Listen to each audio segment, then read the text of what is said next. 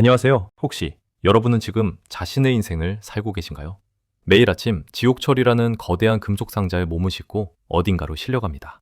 누군가 정해놓은 시간에 밥을 먹고 누군가 정해놓은 규칙에 고개를 끄덕이죠. 우리는 이것을 현실이라 부르지만 어쩌면 거대한 집단 최면, 보이지 않는 감옥일지도 모릅니다. 마치 플라톤의 동굴 속 사람들처럼 자신이 갇혔다는 사실조차 인지하지 못한 채로 말이죠. 과연 우리는 누군가 써준 대본을 읽으며 연기하고 있는 건 아닐까요? 우리는 어릴 때부터 정답을 맞히도록 철저히 교육받았습니다. 16년이 넘는 긴 시간 동안 오직 출제자의 의도에 맞는 답을 골라내야만 칭찬받는 법을 배웠죠. 하지만 사회에 나오는 순간 우리는 깨닫게 됩니다. 인생의 진짜 문제들에는 정답이 없다는 것을요. 그럼에도 우리는 습관처럼 누군가 내 인생을 채점하고 승진시켜주고 월급을 주기를 기다립니다. 어린 시절 발목에 묶인 밧줄 때문에 어른이 되어서도 도망칠 생각을 못하는 서커스단 코끼리처럼 말입니다. 이 견고한 최면에서 깨어나는 열쇠는 놀랍게도 한 유대인 대부호의 가르침에 있었습니다. 일본의 베스트셀러 작가 혼다켄의 인생을 송두리째 뒤바꾼 특별한 만남이었죠. 그는 미국에서 유대인 대부호 게러를 만나 돈과 행복, 그리고 성공에 대한 상식을 완전히 뒤집는 가르침을 받게 됩니다. 이것은 단순히 긍정적으로 생각하라는 뻔한 위로가 아닙니다. 세상의 작동 원리를 물리학적, 그리고 철학적 관점에서 재조립하는 새로운 여정의 시작입니다. 그렇다면 여러분은 돈의 정체가 무엇이라고 생각하십니까?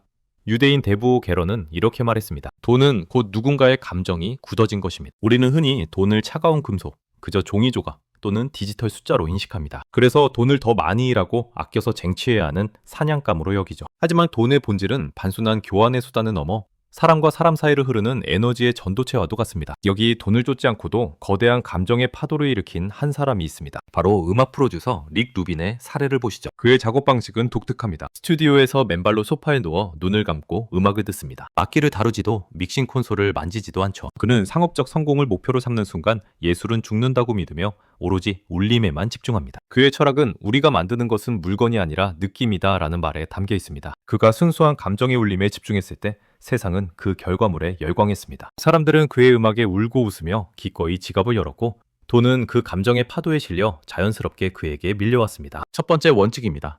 돈을 쫓는 사냥꾼에서 흐름을 만드는 설계자로 전환해야 합니다. 핵심 아이디어는 이렇습니다. 돈의 본질이 감정임을 깨닫는 순간 우리의 삶의 목표는 돈을 쫓는 것에서 타인에게 긍정적인 감정의 파동을 일으키는 것으로 바뀝니다. 작용과 반작용의 법칙처럼 사람들의 불안을 해소해주거나 깊이 감동시키거나 진심으로 기쁘게 만들 때 그 긍정적인 감정의 에너지가 돈이라는 물리적 형태로 치환되어 나에게 돌아오게 됩니다. 지금 여러분이 하는 일은 타인에게 어떤 감정을 전달하고 있습니까?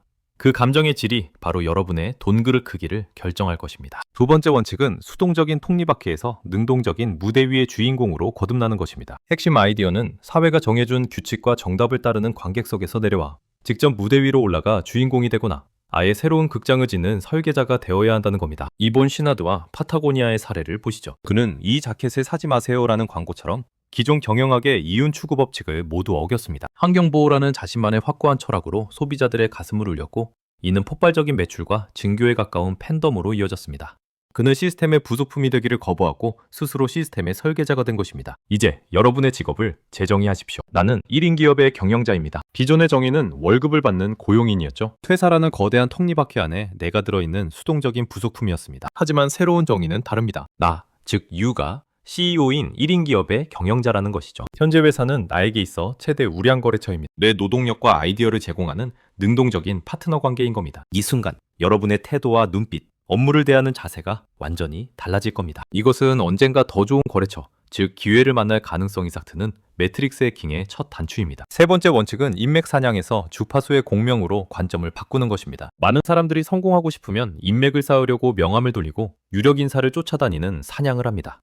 하지만 이것은 마치 주파수가 다른 소리곱새를 강제로 울리려는 것과 같습니다. 소음만 요란할 뿐 진정한 울림은 없죠. 내가 힘이 빠지면 신기루처럼 사라지는 관계일 뿐입니다. 진정한 공면은 이렇습니다. 동일한 진동수의 소리곱새는 한쪽만 울려도 옆의 것이 저절로 울리기 시작합니다. 이것이 바로 공명, 레조넌스입니다. 사람을 쫓지 마십시오. 당신 자신이 빛나면 사람들은 저절로 모여듭니다. 가장 중요한 작업은 명함을 돌리는 대신 당신 자신의 고유한 주파수를 찾는 데 집중하는 것입니다. 나는 진정으로 무엇을 좋아하고 어떤 가치를 목숨 걸고 지키고 싶은가?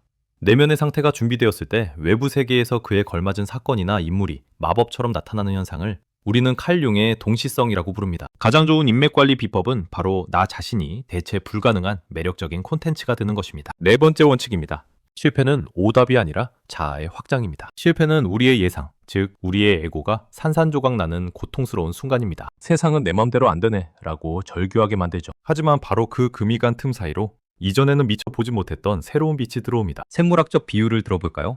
실패는 내 세계가 더 확장되기 위해 껍질이 깨지는 과정과 같습니다. 이 껍질을 깨는 고통 없이는 병아리는 결코 세상 밖으로 나올 수 없으니까요. 결핍과 실패가 어떻게 걸작을 만드는지 안도 타다오 건축가의 사례를 통해 살펴보겠습니다. 그의 실패는 이러했습니다. 그는 정규 건축 교육을 받지 못한 고졸 출신 복서였습니다. 돈이 없어 비싼 마감재를 쓸 수 없었고 좁은 땅에 건물을 지어야 하는 악조건뿐이었죠. 하지만 바로 그 결핍 덕분에 기존 관습에 얽매이지 않게 되었습니다. 돈이 없어 콘크리트를 그대로 노출시키는 공법을 고안했고 어두운 공간에 자연광이 스며들게 하는 빛의 교회라는 걸작을 탄생시켰습니다. 어둠이 짙을수록 작은 틈새로 들어오는 빛은 더욱 아름답습니다. 그의 상처와 흉터는 타인의 아픔을 이해하고 더 큰 세상으로 나아가는 통로가 된 것입니다. 다섯 번째 원칙은 이성적 계산보다 직감을 신뢰하라는 것입니다. 이성은 언제나 과거의 데이터에만 의존해 가장 안전한 길만 제시합니다. 위험해, 데이터가 부족해, 실패하면 어쩌려고 라고 속삭이죠. 하지만 직감, 즉 우리의 폐는 논리적으로 설명할 수 없지만 미래의 가능성을 봅니다. 스티브 잡스의 사례를 보시죠. 그가 대학을 중퇴하고 서체 수업을 들었을 때 이성적인 뇌는 분명 시간 낭비라고 비웃었을 겁니다. 하지만 그의 직감은 이거 왠지 너무 아름답고 재밌어 보여 라고 속삭였죠. 10년 뒤 그 무모했던 점들이 연결되어 세상에서 가장 아름다운 서체를 가진 컴퓨터 매킨토시가 탄생했습니다. 스티브 잡스는 말했습니다. 진짜 중요한 결정은 머리가 아니라 배로 하는 것이다. 직감의 볼륨을 높이려면 세상의 소음을 꺼야 합니다. 작곡가 클로드 드뷔시는 말했습니다. 음악은 음표 안에 있는 것이 아니다. 음표와 음표 사이에 존재하는 침묵 속에 있다. 소리가 멈춘 그 찰나의 정적에서 우리는 감동을 느낍니다. 유대인들이 안식일에 모든 생산활동과 전자기기 사용을 멈추는 것은 그들의 창의성을 폭발시키는 가장 강력한 전진의 동력이 됩니다. 멍하니 창밖을 보는 시간, 홀로 산책하는 시간, 샤워 중 떠오르는 생각, 그 침묵의 틈새에서 여러분의 인생을 바꿀 아이디어가 솟아날 것입니다. 이제 여러분은 어떤 삶을 선택하시겠습니까? 인생이라는 호수라는 비유를 통해 두 가지 삶의 방식을 제시합니다. 첫 번째는 사냥꾼의 삶입니다. 호수에 떠다니는 물고기를 잡기 위해 뜰채를 들고 이리저리 정신없이 뛰어다니는 삶이죠. 두 번째는 파동의 설계자의 삶입니다. 호수 한가운데에 진심과 가치라는 돌을 던지고 그 물결, 즉 감정의 파동이 호수 전체로 퍼져나가 다시 나에게로 돌아오게 만드는 삶입니다. 낡은 지도는 이제 버리십시오. 여러분, 내면의 나침반이 가리키는 곳으로 조금은 두렵더라도 가장 우아하게 걸어가십시오. 그 길 끝에 여러분이 그토록 찾아 헤매던 자유롭고 행복한 미래에 여러분이 서 있을 겁니다.